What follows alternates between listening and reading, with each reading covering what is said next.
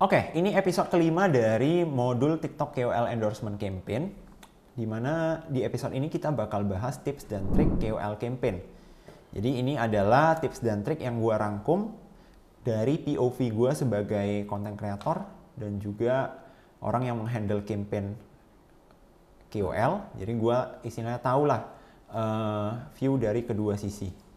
Dan ini adalah tips dan trik untuk mendapatkan win-win solution di kedua belah pihak, ya. Yang pertama, kita sebagai brand harus selalu menginfokan brief yang diinginkan di awal untuk menghindari miskomunikasi, ya.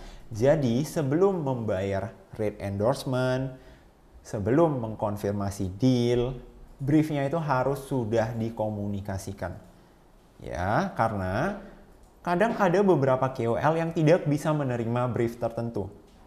Jadi kita mau memastikan kita udah tahu dari awal brief apa yang diterima, brief apa yang tidak diterima. Karena ketika kita udah bayar dan akhirnya kita mau pakai brief yang dia nggak approve, itu bakal ribet. Ya, bakal ribet banget. Oke, untuk menghindari miskomunikasi ini. Ya. Yang kedua, kita sebagai brand owner harus punya statement of work dan MOU yang jelas. Jadi statement of work ini kita tulis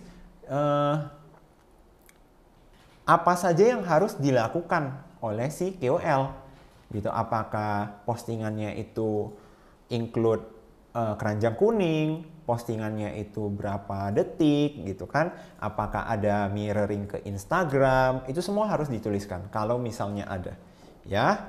Terus MOU yang jelas, apa aja kewajiban yang harus dilakukan brand, apa aja kewajiban yang harus dilakukan KOL apabila terjadi setujuan atau ada masalah, itu gimana penyelesaiannya.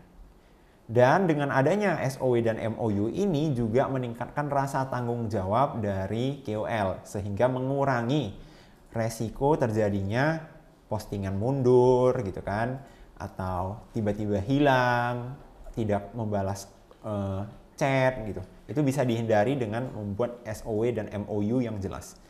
Terus kita juga harus bahas term of payment yang win-win untuk kedua belah pihak. Jadi ada content creator yang mungkin bisa bayar setelah posting. Ada content creator yang harus dibayar dulu baru mau keep slot. Gitu. Jadi harus dibahas. Kira-kira term of payment yang win-win untuk kedua belah pihak itu bagaimana? Apa mungkin DP dulu 50%? Opsinya itu banyak banget teman-teman. Dan itu semua bisa dinegosiasikan. Oke? Nah, setelah ini dilakukan, kita masuk ke tips dan trik di evaluasi campaign. Oke?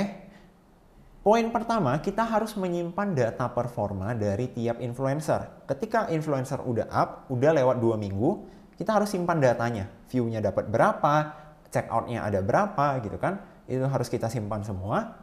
Supaya apa? Kedepannya ketika kita mau endorse lagi, kita tahu mana yang pernah winning, KOL yang pernah winning, mana KOL yang impact-nya tidak terlalu baik. Nah, jadi yang baik ini bisa kita ambil lagi, bisa kita endorse lagi, yang kurang baik tidak kita endorse lagi gitu. Dan kita juga bisa split test brief. Jadi ketika kita tahu brief A itu winning, nah kedepannya ketika kita endorse, kita bisa maksimalkan KOL itu banyakkan membuat brief A, mengikuti brief A. Contoh misalnya ternyata konten battle nih yang winning. Nah, kedepannya ketika kita endorse itu orang-orang yang kita ambil itu kita suruh buat konten battle. Gitu ya. Nah, ini kita add budget untuk KOL yang performanya bagus. Ketika ada KOL yang mempromosikan produk kita dan penjualannya bagus, itu kita harus add budget. Kita add budget, bahkan kalau bisa kita jadikan BA sekaligus teman-teman. Supaya apa? Supaya dia tidak mempromosikan produk kompetitor.